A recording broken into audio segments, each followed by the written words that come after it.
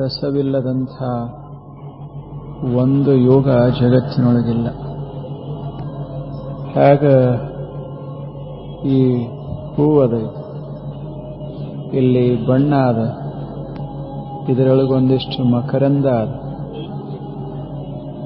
ಆಕೃತಿ ಅದು. ಆಕೃತಿ ಮಕರಂದದೊಳಗಿಲ್ಲ, ಮಕರಂದ ಬಣ್ಣದೊಳಗಿಲ್ಲ. ಈ ಮೂರರ ಸಂಘಟನೆಯೊಳಗೆ ಒಂದು ಹೂ ತಲೆದೋರ್ತದೆ. ಆದರೆ ಈ ಮೂರನ್ನ ಸಂಗಳಿಸುವಂಥ ಒಂದು ವಸ್ತು ಅದ ಅಲ್ಲ, ಅದು ಬಣ್ಣ ಅಲ್ಲ. ಆದರೆ ಬಣ್ಣ ಅದನ್ನು ಬಿಟ್ಟಿರುವುದಿಲ್ಲ. ಅದು ಸುಗಂಧ ಅಲ್ಲ, ಆದರೆ ಅದನ್ನು ಬಿಟ್ಟು ಸುಗಂಧ ಇರುವುದಿಲ್ಲ. ಅದು ಆಕೃತಿ ಅಲ್ಲ, ಅದನ್ನು ಬಿಟ್ಟು ಆಕೃತಿ ಇರುವುದಿಲ್ಲ. ಅಂಥದೊಂದು ಒಳಗೆ ವಸ್ತು ಅದ. ಕಣ್ಣಿಗೆ ಕಾಣೋದು ಬಣ್ಣ, ಆಕೃತಿ. ಇಂದ್ರಿಯಕ್ಕೆ ಗೋಚರ ಆಗೋದು ಅಲ್ಲಿರುವ ಸುಗಂಧ. ಆದರೆ ಕೇವಲ ಸುಗಂಧ, ಬಣ್ಣ, ಆಕೃತಿ ಇಷ್ಟರಿಂದ ಹೂವಾಗುವುದಿಲ್ಲ. ಹೂವಾಗಬೇಕಾಗಿತ್ತು ಅಂದ್ರೆ ಇದರೊಳಗೆ ಒಂದು ಬೇಕಾಗ್ತದೆ, ಅದ್ಭುತವಾದಂಥ ಒಂದು ವಸ್ತು ಬೇಕಾಗ್ತದೆ. ಆ ವಸ್ತು ಇಲ್ಲ, ಹೂವಿಲ್ಲ. ಅಂಥ ವಸ್ತು ಯಾವುದು? ಅದನ್ನ ಬಣ್ಣದಂಗ ಕಣ್ಲೆ ನೋಡಕ್ ಬರುವುದಿಲ್ಲ, ಹೂವಿನಂಗ ಕೈಯಿಂದ ಹಿಡಾಕ್ ಬರುವುದಿಲ್ಲ. ಅದ ಇರದೇ ಇದ್ರೆ ಹೂ ಇರುವುದಿಲ್ಲ. ಎಂಥದೊಂದು ಅದ್ಭುತ ವಸ್ತು ಇಲ್ಲದ. ಅದನ್ನು ನಾವು ಗುರುತಿಸಿ ಬಿಟ್ರೆ ಈ ಮೂರರ ಪ್ರಯೋಜನ ಗೊತ್ತಾಗ್ತದೆ ಮನುಷ್ಯಗೆ. ಅದು ಅದ್ಭುತ ವಸ್ತು. ಅದು ಯಾವುದು ಅಂದ್ರೆ ಪ್ರಾಣ ಶಕ್ತಿ. ಇದರೊಳಗೆ ಜೀವಶಕ್ತಿನೇ ಇರದೇ ಇದ್ರೆ ಇಲ್ಲಿರುವ ಬಣ್ಣಕ್ಕೆ ಅರ್ಥ ಇಲ್ಲ, ಇಲ್ಲಿರುವಂಥ ಮಕರಂದಕ್ಕೆ ಅರ್ಥ ಇಲ್ಲ, ಇಲ್ಲಿರುವ ಆಕೃತಿಗೆ ಅರ್ಥ ಇಲ್ಲ. ಆ ಜೀವ ಅಂಶ ಅದ ಅಂತ ತಿಳ್ಕೊಂಡೇ ಬಣ್ಣದ, ಸುಗಂಧದ, ಆಕೃತಿಯದ ಅಂದ್ರೆ ಹೂವದ. ಅದರ ಮೇಲೆ ಎಲ್ಲ ಅವಲಂಬಿಸಿಕೊಂಡಿವೆ. ಅದನ್ನು ಬಿಟ್ಟು ಒಂದೂ ಬದುಕೋದಿಲ್ಲ. ಇವುಗಳನ್ನು ಬಿಟ್ಟು ಅದು ಬೇರೆ ಇರುವುದಿಲ್ಲ. ಇದು ವೈಶಿಷ್ಟ್ಯ.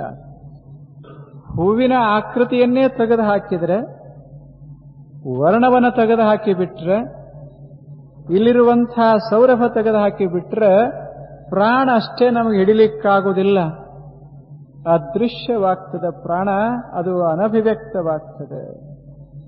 ಯಾವಾಗ ಇವುಗಳನ್ನು ನಾವು ಸಮಾವೇಶಗೊಳಿಸ್ತೇವೆ ಅಲ್ಲದು ತಲೆದೋರ್ತದೆ.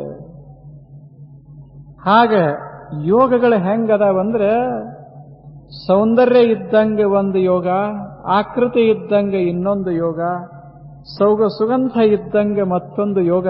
ಆದರೆ ಯೋಗದ ಅಂತರಂಗದೊಳಗೆ ಗೊತ್ತಾಗದಂಗೆ ಒಂದು ಸುಂದರವಾದಂಥ ಯೋಗ ಸಮನ್ವಯಗೊಂಡದ. ಅಂಥ ಯೋಗವೇ ಶಾಂತಿ ಯೋಗ. ಅದು ಶಾಂತಿ ಯೋಗ. ಎಲ್ಲಿ ಹೋಗಿ ನಿಂತು ಬಿಟ್ರೆ ಮನಸ್ಸ ಪ್ರಶಾಂತವಾಗ್ತದೆ ಅಂಥ ಯೋಗ. ಯಾವುದನ್ನ ಸಂಪಾದನೆ ಮಾಡಿಬಿಟ್ರೆ ಇನ್ನೇನಾದರೂ ಸಂಪಾದಿಸಬೇಕು ಅಂತ ಅನಿಸೋದೇ ಇಲ್ಲ, ಅಂಥ ಸುಂದರ ಯೋಗ. ಯಾವುದನ್ನ ಅಳವಡಿಸಿಕೊಂಡು ಬಿಟ್ರೆ ಒಂದು ಅಳವಡಿಸಿಕೊಳ್ಳೋದು ಉಳೀತು ಅಂತನ್ನುವ ಭಾವ ಬರೋದಿಲ್ಲ, ಅಂಥ ಸುಂದರ ಯೋಗ ಇದು ಶಾಂತಿ ಯೋಗ. ಇದು ಇಂಥ ಯೋಗವನ್ನ ನಾವು ಹಾಗ ಯಾರಿಂದಲಾದರೂ ಪಡಿಲಿಕ್ಕಾಗುವುದಿಲ್ಲ ಅನ್ನೋ ಮಾತು ಮನೆ ನೋಡಿ. ಏನಪ್ಪ ಇದೊಂದು ಸುಂದರ ಯೋಗದ, ಇದನ್ನ ಯಾರ ಕಡೆ ಹೋದ್ರೆ ಅವರು ಕೊಟ್ಟು ಬಿಡ್ತಾರ ಅಂತ ಇಲ್ಲ. ಶಾಂತಿಯನ್ನ ಗಳಿಸಲಿಕ್ಕಾಗೋದಿಲ್ಲ, ಅದನ್ನ ಬೆಳೆಸಬೇಕಾಗ್ತದಷ್ಟೇ. ಶಾಂತಿಯ ಮಾತುಗಳನ್ನ ಕೇಳಬಹುದೇ ವಿನಃ ಶಾಂತಿಯನ್ನ ಪಡಿಲಿಕ್ಕಾಗೋದಿಲ್ಲ. ಹೇಗೆ ಪಡಿಲಿಕ್ಕಾದೀತು? ಹೇಗೆ ಪಡಿಲಿಕ್ಕಾಗ್ತದೆ? ಘನತರ ಚಿತ್ರದ ರೂಹ ಬರೆಯಬಹುದಲ್ಲದೆ ಪ್ರಾಣವ ಬರೆಯಬಹುದೇ? ವೇದ ವಿಹಿತವಾದ ಕ್ರಿಯೆಯಲ್ಲಿ ದೀಕ್ಷೆಯ ಮಾಡಬಹುದಲ್ಲದೆ ಭಕ್ತಿಯ ಕಲಿಸಬಹುದೇ? ಭಕ್ತಿಯ ಕೊಡಬಹುದೇ? ಅಲ್ಲಮ್ಮ ಪ್ರಭುದೇವರು ಕೇಳ್ತಾರೆ, ಎಂಥ ಸುಂದರ ಪ್ರಶ್ನೆ ಕೇಳ್ತಾರೆ, ನೋಡಬೇಕದನ್ನು. ಘನತರ ಚಿತ್ರದ ರೂಹ ಬರೆಯಬಹುದಲ್ಲದೆ ಪ್ರಾಣವ ಬರೆಯಬಹುದೇ?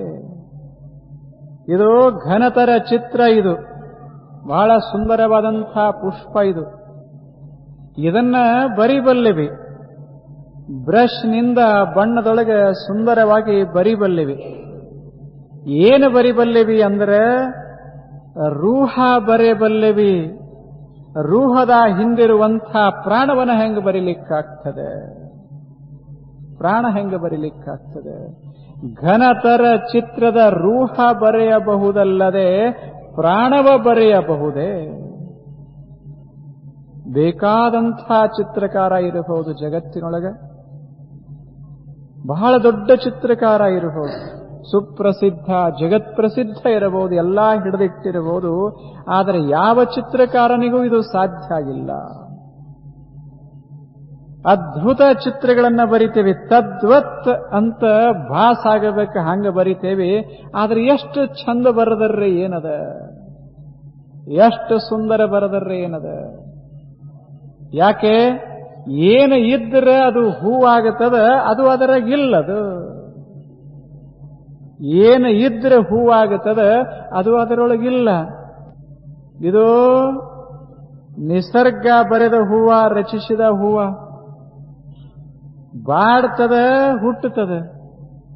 ನಾವು ಬರೆದ ಹೂವ ತಲೆಮಾರ ಉಳಿದೀತು, ಬಾಡದೆ ಉಳಿದೀತು. ಆದರೆ ಏನು ಮಾಡೋದದ, ಅದು ಜೀವಂತಲ್ಲ, ಅದು ಹೂವ. ಅದಕ್ಕೆ ಮಾನವೀಯ ಮನಸ್ಸಿನಲ್ಲಿ ಬೆಲೆ ಇರಬಹುದು, ಆದರೆ ವಾಸ್ತವಿಕ ಜಗತ್ತಿನಲ್ಲಿ ಬೆಲೆ ಇಲ್ಲ. ನಿಸರ್ಗದೊಳಗೆ